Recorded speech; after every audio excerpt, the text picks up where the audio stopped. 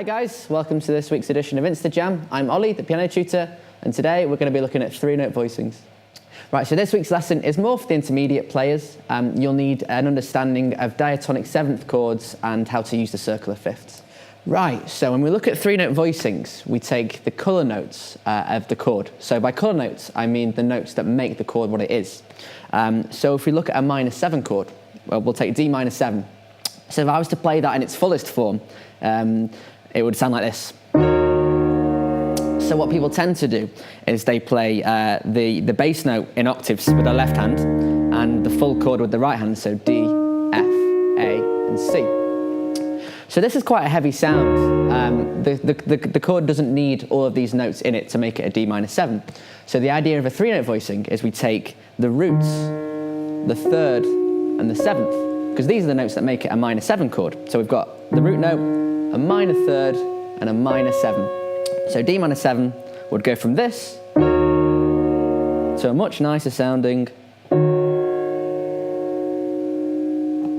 Right, so the exercise that we're going to look at today is playing 2-5-1 progressions in every single key using 3-note voicings. So a 2-5-1 chord progression is a very commonly heard sound in jazz music, really. So a 2-5-1 in the key of C would be D minor 7, so that's chord 2 in the key of C. Then we go to chord 5, which is a G7, a dominant 7 chord. And then back to the 1, which obviously is a major 7 chord. And we're going to be doing this in the circle of fourths. So again, you need to have a quick understanding of the circle of fifths. So when we work anti-clockwise, it goes back in fourths. So when we play this, we'll be doing 2-5-1s in the key of C, then we'll go to F, then B flat, and so on. So it would sound a lot like this.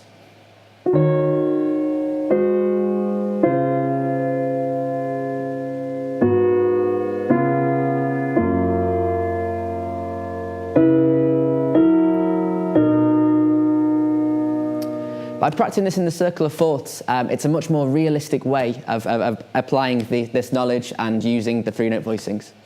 Right guys, so we can apply this idea to any 7th chord, any chord that has an extension on it. We can take the colour notes, so remember they were the root, the 3rd and the 7th. They are the notes that make the chord what it is.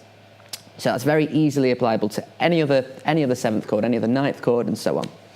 So I hope that was helpful for you and you can start applying that into your playing soon. Thanks for tuning in and I'll see you next time.